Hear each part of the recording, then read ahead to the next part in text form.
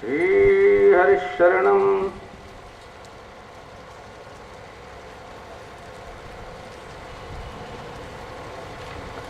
नारायण, कल परम पावन भक्तराज गजराज का चरित्र आप लोगों ने सुना।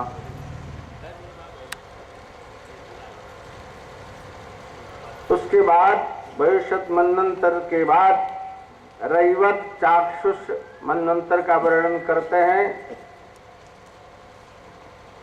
चाक्षुष मनंतर के अंतर्गत अजितावतार वृत्त असुर पराजित देवताओं के द्वारा ब्रह्मा जी द्वारा किया हुआ भगवान के स्तुति का वर्णन करते हैं। देवताओं ने भगवान से प्रार्थना किया, प्रभु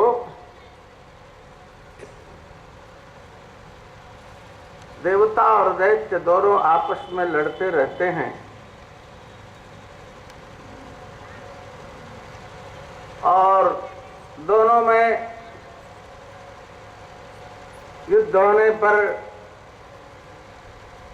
देवताओं की हानि ज्यादा होती है।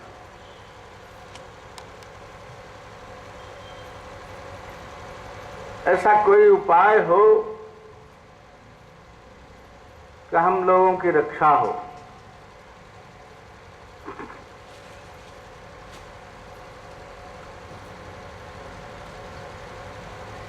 भगवान की आज्ञा से देवताओं ने दैत्यों से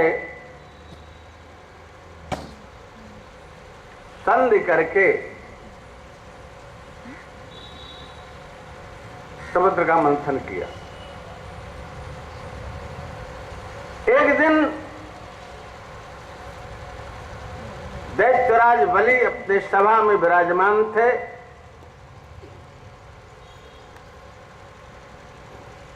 अपने गुरुदेव बृहस्पति की आज्ञा से, पहले भगवान की आज्ञा तो हो ही चुकी है, देवराज इंद्र राजा बलि के दरबार में पहुंच जाते हैं।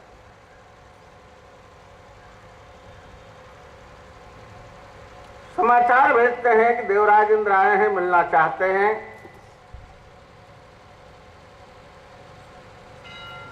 दैत्यराज ने कहा, हमारे गुरुदेव शुक्राचार्य महाराज विराजमान हैं, जैसी आज्ञा करें।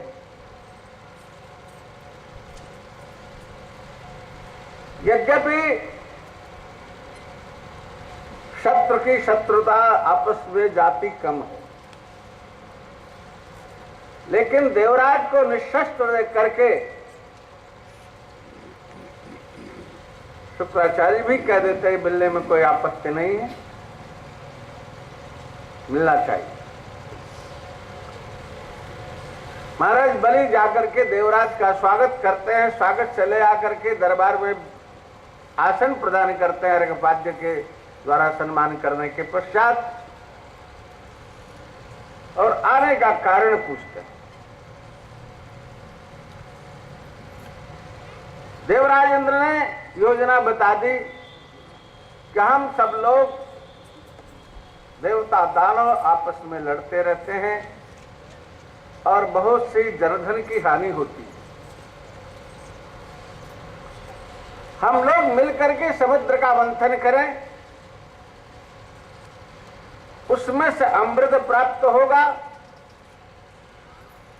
तो हम लोग अमृत पी लेंगे तो भरे लड़ेंगे भिड़ेंगे, लेकिन मरेंगे तो नहीं, जनहानि नहीं होगी।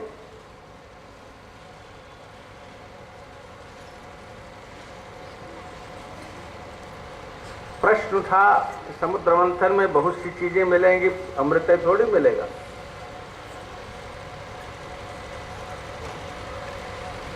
उसका बंटवारा कैसे होगा? देवराज ने कहा ये आपके ऊपर निर्भर है। शुक्राचार्य ने कहा कि उसका आधा आधा बंटवारा हो जाएगा। बात ठीक है, हमें कोई आपत्ति नहीं। नारायण देवता और दानव समुद्र के किनारे गए। अथाह समुद्र कहां खड़े होंगे?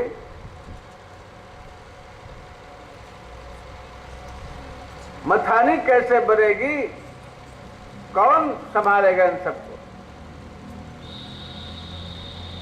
सब लोग भगवान नारायण का आश्रय लेते हैं। भगवान नारायण ने कहा ठीक है, मंदराचल को मथानी बनाओ। कौन ले आवेगा मंदराचल को? देवता और दानव दोनों जाते हैं, मंदराचल उठता है उनसे कहीं। भगवान ने कहा चलो हम ले चलते हैं।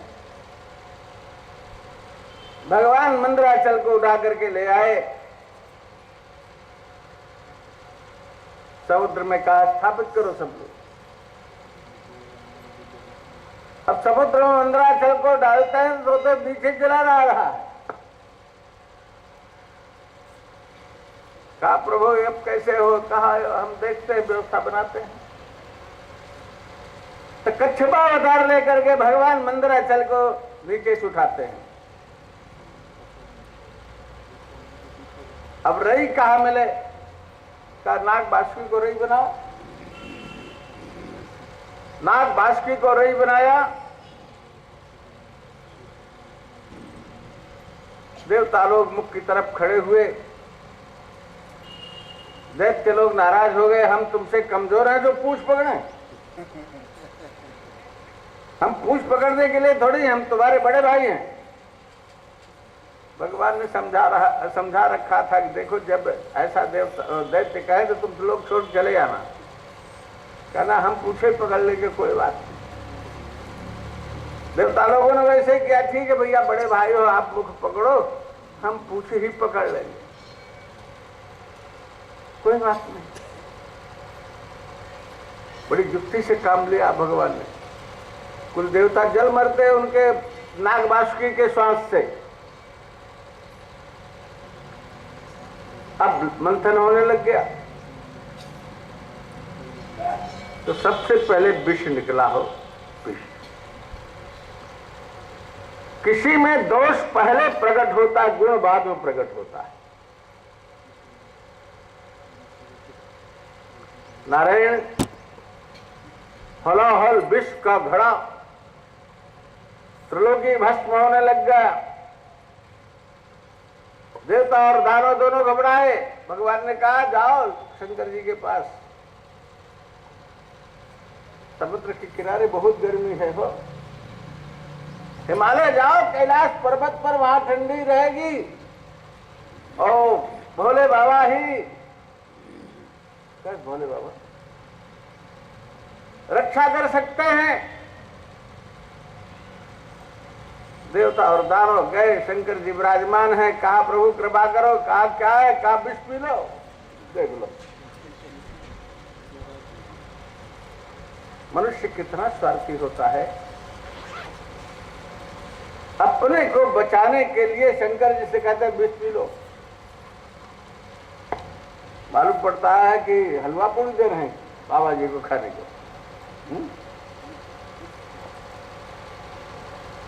क्या महाराज सारी पृथ्वी जली जा रही है, आप ही रक्षा करो। माता पार्वती जी की तरफ देखा, कहा क्या सम्मति? कहा तुम जानो, तुम्हारे भगत जानो। भगवान शंकर ने बोला राम, राम का रखार बोला राम, और पी लिया विष। ऊपर से मां कह करके बंद कर दिया।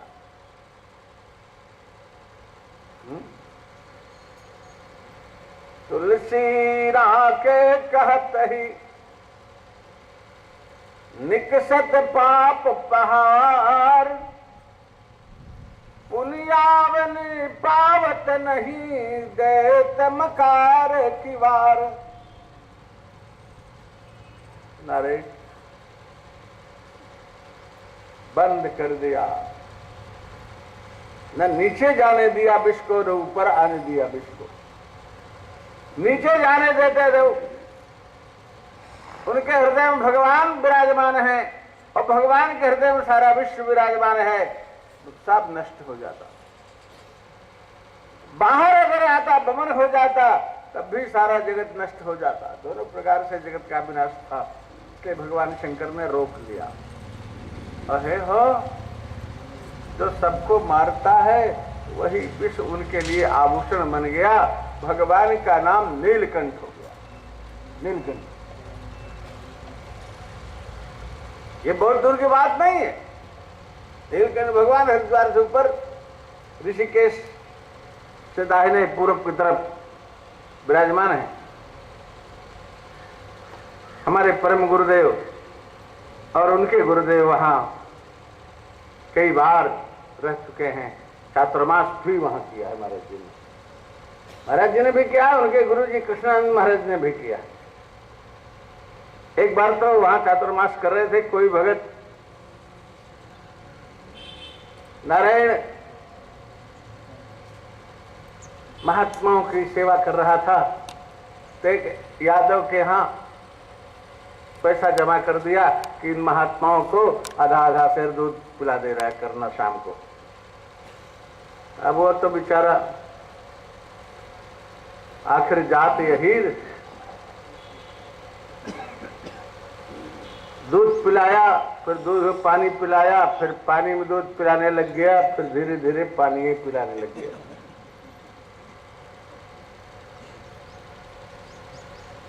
धीरे धीरे उसकी भैंसें भी काफी मर गई और नारायण अंत में एक घटना घटी। छात्रावास पूरा होते होते उसका एक ही लड़का था, वो भी शांत हो गया। अब उसको अपराध बोध हुआ कि मैंने महात्माओं को पानी पिलाया है, दूध नहीं पिलाया। वो लड़के का शव ले आकर के महाराज के सामने धर दिया। कहा या तो अब इसको जलाओ, नहीं तो मुझे मार डालो। मैं जी के क्या करूंगा? मुझसे अपराध हुआ, मैंने आपको पानी पिलाया, दूध नहीं पिलाया। अब चाहे जो हो, ये हमारा स्वभाव है, हम करें क्या? परंतु बच्चा बचाओ या नहीं तो हम मर जाएंगे आपके सामने। दया आ गई स्वामी जी को, कृष्णानंद महाराज को। जला दिया, बच्चा तो जी गया।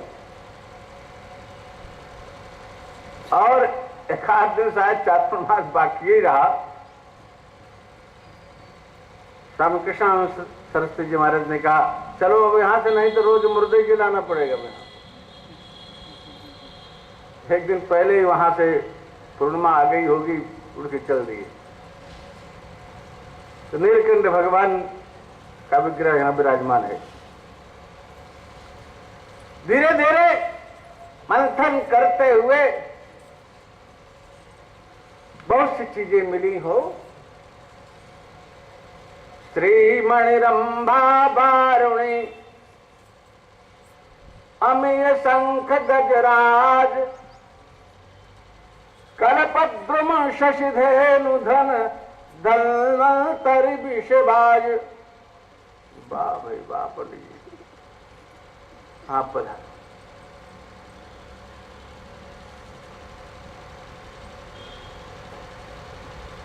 कौस्तुभमणि निकली, भगवान ने स्वतः ले लिया। रंभा मिली, स्वर्ग भेज दी गई। बारुणी मिली, दैत्य ले लिए। शंख निकला, पांचजन्य भगवान ने ले लिया। गजराज अहिरावत हाथी निकला, स्वर्ग भेज दिया गया।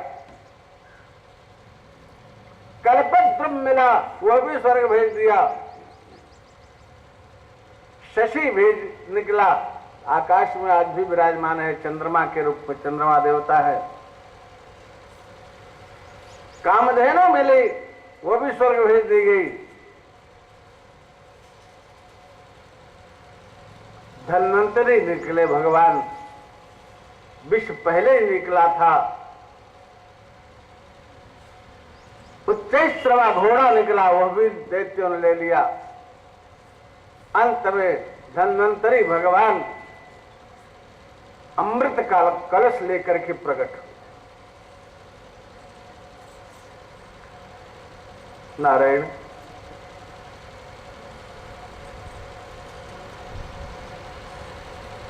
देवताओं के तो पास ही नहीं गया अमृत, दैत्य लोग धन्वंतरी भगवान से अमृत का घट छीन लिए। अब आपस में भी लड़ने लगे कि हम पिएंगे, हम पिएंगे, हम पिएंगे। देवता बेचारे क्या करें, भगवान के शरण में आए, कहा प्रभु तो निकला तो सही लेकिन छिन गए, आप क्या हो। भगवान ने कहा चिंता मत करो, हम व्यवस्था करते, तुम भी साथ साथ लगे रहोगे।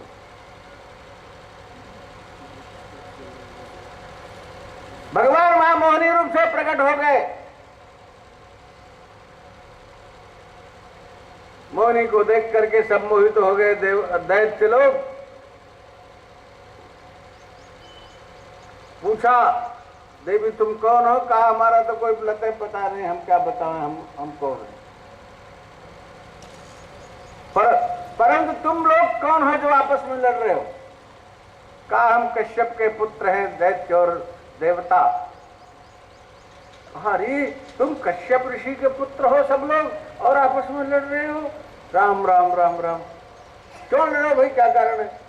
काय अमृत हम लोगों ने समुद्र मंथन करके निकाला है, इसलिए लड़ रहे हैं आपस में सब लोग। कहे या चले गए बेकार। आपस में देवता और दानव तुम लड़ रहे हो, इतने बड़े कुल खानदान के व्यक्ति। कहा देवी क्या करें। शांत हो भाई। कहा ऐसा है देवी, आज तुम्हें हमारा न्याय कर दो। कहा भैया इस चक्कर में हम नहीं पड़ती, हम तो चलने फिरने वाली हैं, हमारा विश्वास नहीं करना चाहिए। कहा कुछ नहीं, हम तुम पर विश्वास करते हैं, ये ले लो घड़ा और हम लोगों को पिला दो। कहा अच्छा भाई ठीक है, तुम कहते तुम पिलाते हैं। सब लोग पंक्ति में बैठ जाओ, देवता एक तरफ दानव एक तरफ। पिला दिया, बैठा दिया। कहा देखो ऊपर का जो हल्का हल्का भाग है ये स्वामी जी लोगों को दे दो, देवताओं को। फिर गाढ़ा गाढ़ा माल जो है हम आप लोगों को पिलाएंगे। कहा ठीक है। तो न गाढ़ा पिलाया न पतला पिलाया, पिलाया मदिरा दैत्यों को और देवताओं को पिलाया अमृत। राहु को कुछ लगता है, भनक लग गई थी कि जाकर के सूर्य और चंद्र के बीच में बैठ करके इसने भी अमृत पी लिया। सूर्य और चंद्र ने संकेत किया नारायण से, रे प्रभु ये दैत्य है। भगवान ने वहीं सिर काट दिया। दो हो गया तो अमृत पी लिया था। ऊपर का भाग राहु, नीचे का भाग केतु, वो भी दो ग्रहों में प्रतिष्ठित हो गए। संकेत करने से राहु दोनों को परेशान करता है, चंद्रमा को भी सूर्य को भी। नारायण वही ग्रहण कहा जाता है। इस प्रकार से